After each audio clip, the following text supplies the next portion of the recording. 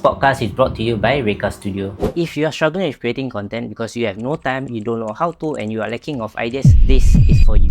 For just $1, here's how Reka Studio can create 8 reels for you for 1 whole month. And the best part is, it'll only take 3 hours of your time. First, the Reka team researches your industry and creates a custom content guide, including everything from the best SEO keywords, top videos in your niche, and the best topics for you to speak on to connect with your audience. Secondly, we have a recording process that allows us to record high quality videos that looks professional, and it'll only take minutes to set up. Thirdly, our team handles all the editing, so each video holds your audience attention while still being authentic. Fourth, our team will schedule the post to your selected platforms on autopilot. And the best part is, all this for just $1 to get you started. We can only slot in 5 more clients, so visit tgnpodcast.com/Reka to find out more. Terms and conditions apply. Nuggets, back to the episode. Hey everyone, welcome back to another episode of the Golden Nuggets podcast. This is part 3 with Mr. Michael, and I think we pretty much ended part 2 on a very heavy. Yes, I was quite blown away.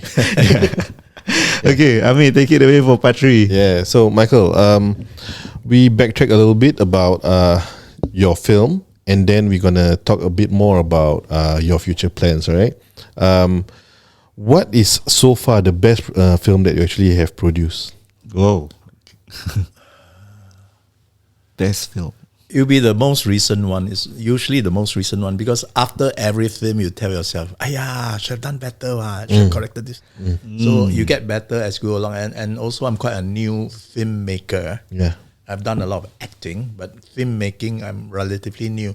So the recent one called Rhapsody of Time, which is about a laborer who was gambling on the back lanes, got into a dispute, got into a fight, went into a coma, and wake up 60 years later to a modern Singapore. And he was brought around by the nurse when he's eventually able to walk to Marina Bay, and he says, "What is this thing?"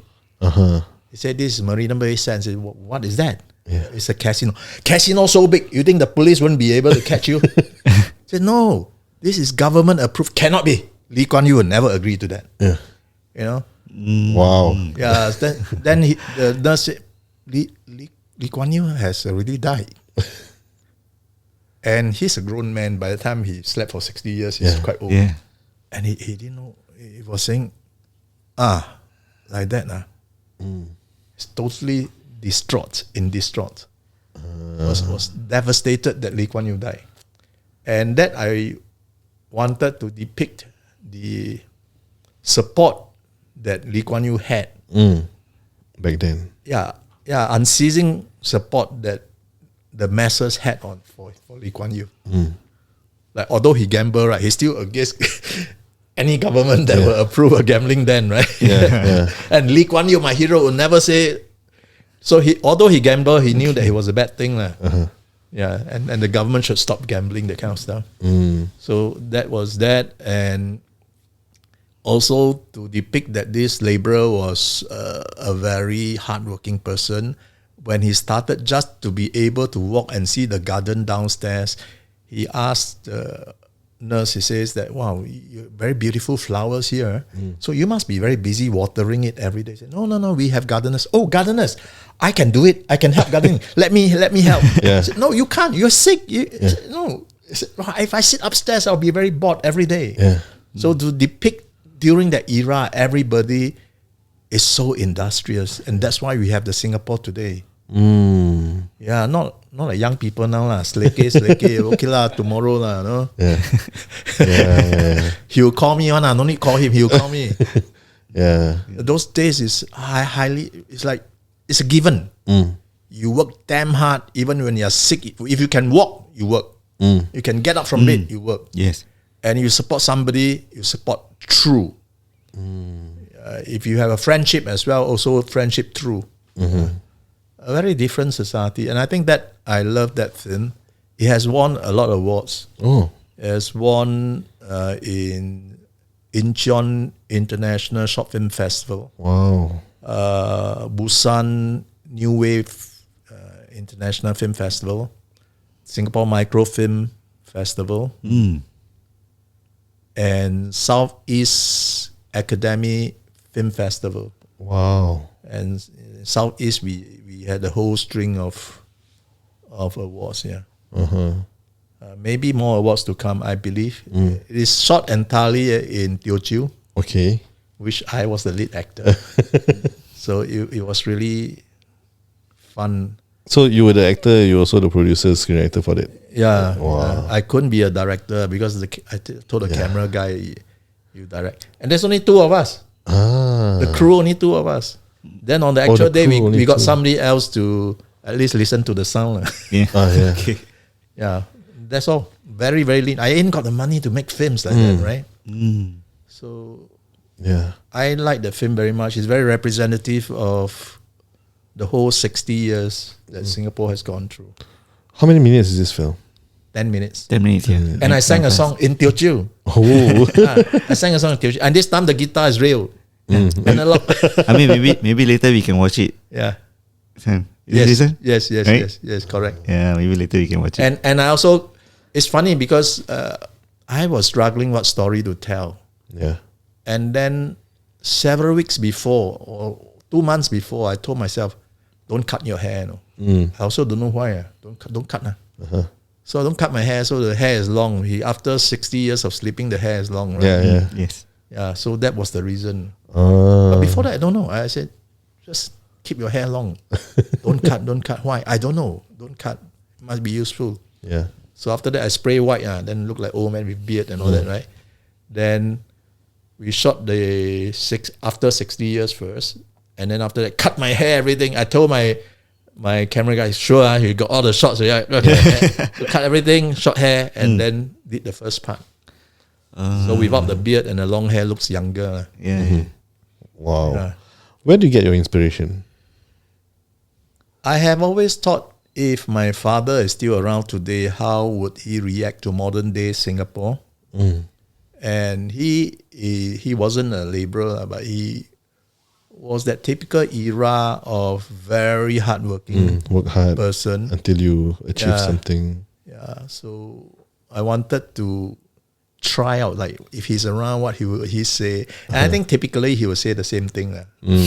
Casino so big and Lee Kuan Yew will never approve that kind of stuff. So that was the inspiration. And time was very short because I mistook the competition date. Oh, okay. So on the way down the MRT, I'm putting everything that I've been thinking all this while, right? Scattered fragments of inspiration. I put them together while in the MRT journey down to Tiong Bahru, where I met the camera guy. So I was telling him the story. He said, yeah, good, let's do it. Then when is the deadline? I think April. No, let me check. No, not April. It's very soon. Then maybe we cut this part, cut that part, cut. Man, then no story, what? Then how? Then I went home. Then maybe cannot. Then I went home. I started writing the script. In 1 hour, got first draft already. Oh. Then I clean it up. I sent it down to him. He said, no, we must do it. Yeah. Then when he said okay, I already start choosing some co-actors already. Call up a few fellas, send them the script. We workshop the lines, right? The lines has to be cleaned up. Yeah. So it was extremely stressful. But I think I like that film. It's my best film that has been done so far. And it is slightly art housey. Okay. It's not overly real. I mean, who would wake up after 60 years, right? Yes, yeah. My brother-in-law, he said that, no, I don't think people will accept that. Who will wake up after 60 years? Captain America. Exactly. Then I say there are Marvel heroes and all that. Well, right? I mean, come on. There's certain suspension of disbelief. Yes. The point is that you are telling a message and you are making an emotional connection. That's most important. Yeah. What are your future plans? Like, what's your next step? Yeah, my camera guy is a guy that I just started collaborating, and he really likes what we have achieved so far. He said, let's make the next one. So I'm thinking of another story of maybe a girl coming to Singapore in search of her long lost father. Yeah, something like that. Okay. Michael, I have a question. With the rise of all the social media and vertical form videos, I was about to get to that because now there's a lot of distribution channels like Netflix. I think there's Singapore Social where the producer, I don't even know how, but they managed to come up with this storyline and put it in Netflix itself. Yeah. So back to your question. yeah. Have you ever thought about doing like vertical form videos? Like those TikTok and Reels? Because now you can upload like I think almost 10 minutes. Actually, or TikTok 30 wants minutes. to have horizontal now. Yes, they are. Because they're shifting. they want to go into long form and compete with YouTube. YouTube, correct. So vertical is for more close-up personal stories, right? More to like trailers. They use that for trailers, and then the You can use that for trailers, but the purpose, because of the framing, right? Yeah. Vertical framing gives a different emotion. Feel, and yes. It gives you a bit more enclosed and cozy. So if you want to achieve that feeling, you use vertical. It's not question of whether it's TikTok or otherwise. Okay. Yeah. But are you planning to have like Yeah. I do have TikTok videos? posts. TikTok, there's a difference between a social media influencer and an actor. Yeah. The first one is to entertain you online. It can be short, it can be long, but it's to entertain you online. You have to play the role sometimes of a court jester, right? Just to make people laugh, because it's a very short time. I can't tell much of a story. You got to be very good to tell a seriously good story in 3 minutes or 2 minutes. Right? Yeah. So it's a different thing, and the landscape of influencers are changing as well. I mean, when any social media platform starts, it starts with boobs and asses, right? Yep. So then it evolves into something more serious. I heard that Douyin in China, the China TikTok, it's a lot more serious and substantial. Yes. So it takes time to evolve, and even the TikTok here has evolved already. You see more serious Content. If you are boobs and asses, you can, but then they don't give you so much attention anymore. Yeah. Yeah. So it depends. I think I like to be an actor. An actor delve into much deeper depths in telling the story and making the emotional connection with the audience. There is a temptation to get famous for famous sake and to live with the adage that any publicity is good publicity. If you believe that, it's fine, but I don't believe in that. I think you have to create a persona you want to project, Yeah. Yes. and then you fine-tune that as you go along and reinvent it if necessary, and not just go where the flow is and where it's popular. Not all clicks, not all likes, not all views are born equal, right? Somebody watching a good political commentary is different from somebody watching boobs and asses, right? Yeah. Yes. So not all clicks are born equal. So don't just go on numbers. Yep. Are these the numbers you really want? Say suppose I make a very contentious video. Yeah. Then all the racists and people who want to fight against racists, come into my post, and then they comment, and the engagement is so high. Yeah. Yeah. Why do I want these people at all? Yeah. First of all, I created a war for them to fight. So I wouldn't want to go into that. I do participate in TikTok, but not so much as somebody entertaining them. Okay. I mean, you talk about not all likes are born equal, right? But the sad reality is, I mean, especially in Singapore, it's all about the numbers. You know, like eventually somebody has to pay the piper, right? Say if I'm the company and your numbers are so high, I go with you. Then I realize I'm not getting leads or the- conversion, yeah. right? Yeah. So eventually they will learn. But if you are more analytical, you can predict that that person or that influencer is not who you want to pay for. He or she can continue doing her boobs and asses or whatever, but it's not somebody you want to pay for to promote your product. Okay. Yeah. So back to distribution channels. Like right now, as of today, what were your main distribution channels for all your films? YouTube. YouTube only. For me, I'm making those videos as a creative endeavor. And as it turned out, it became portfolio. And it's a personal sense of satisfaction, for instance, to think how my father will think in today's world, right? Yeah. It's something you can't replace. Yeah.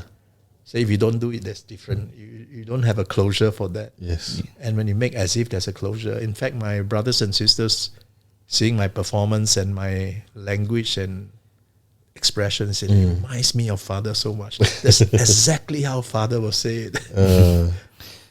Wow. For you personally, would you want to consider like doing a production for Netflix itself, have a short series? Yes. Like 8 episodes Well, kind of series? the short answer is yes, but Netflix is no longer doing Netflix originals for Southeast Asia. now. Okay.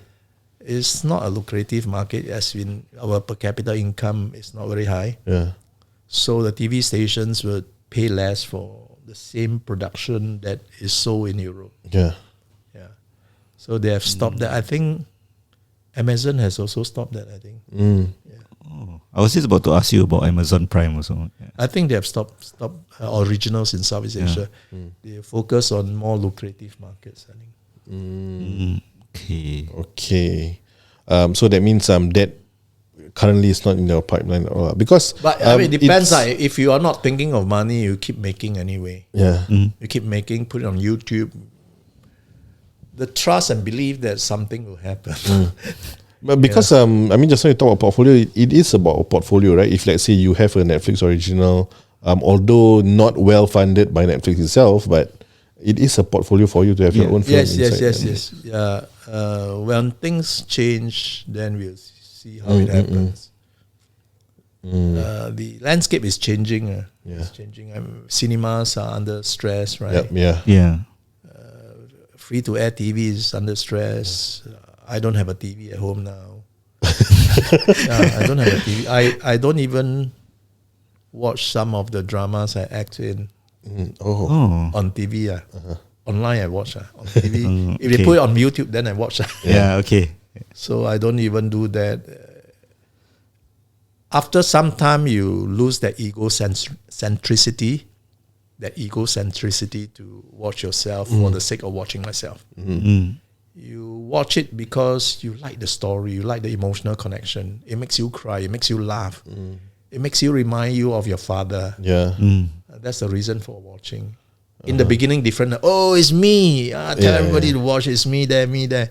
So it's less important. Wow. So, are you currently working on any other films? Well, yesterday I just acted for Jian Hao Tan. Oh, wow. It's just down the road in Tai Seng. So I just acted for him. I think next week there'll be another gig for me, the same Jian Hao Tan thing. Thank God.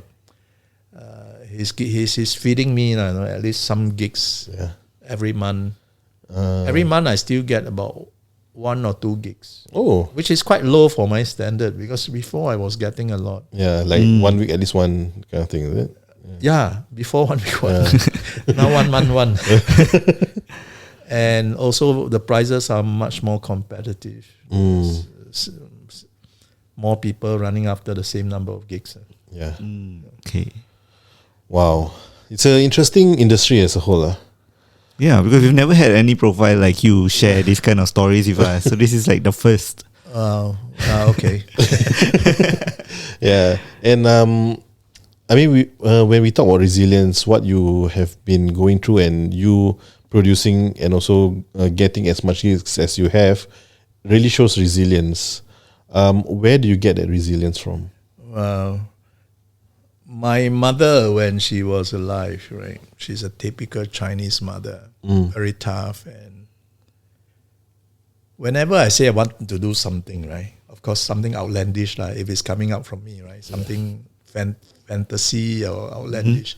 She always telling me that no, you can't do it. It's so easy. If it's so easy, everybody will be doing it already. Nah, give up. Just study. Study, pass your exam, get a job, kind of thing. So she's always putting the cap, screwing the cap on the bottle. Yeah. So somehow my attitude is that the more you say that, the more I'm going to prove you wrong. And always I prove her wrong. So eventually when I became more successful in the consulting world and so on, and then she stopped saying things like this to me, then I kind of miss it, like my mother is no longer giving me the pressure to perform, right? Yeah, it's quite a strange, because it's conditioning. Yes. From young, you hear that, cannot lah, don't do lah, give up. Yeah. Right? Then, hey, now she actually supports me. Cannot be lah, There's no more pressure to hurry and succeed. So I had to find another way of pushing.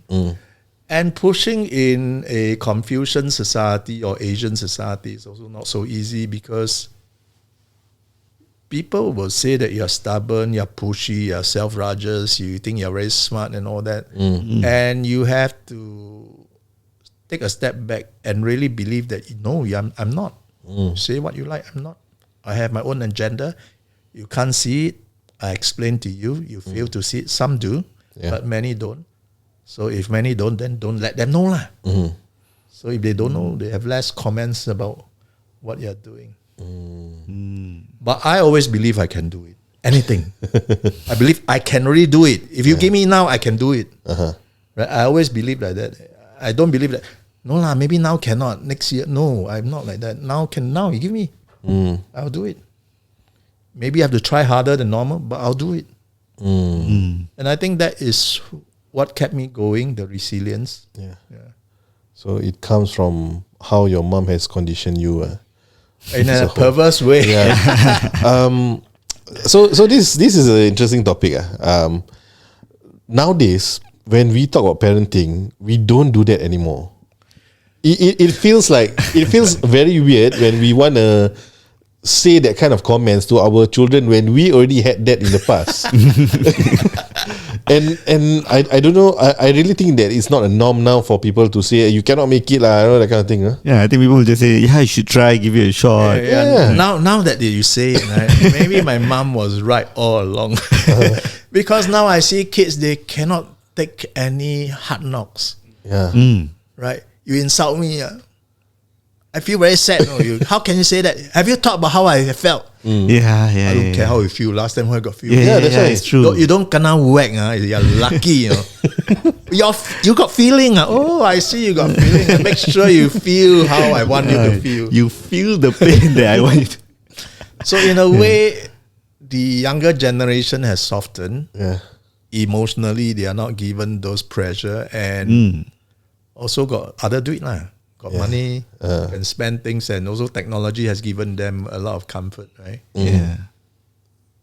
So I think if you're born in Singapore, success is maybe further away for you, because you don't have the engine that is strong enough to push you that fast and strong. I have met people from the surrounding countries. Very hardened. Very, very hardened. They are much more hungry. Much more hungry, much more hardened, much more pragmatic.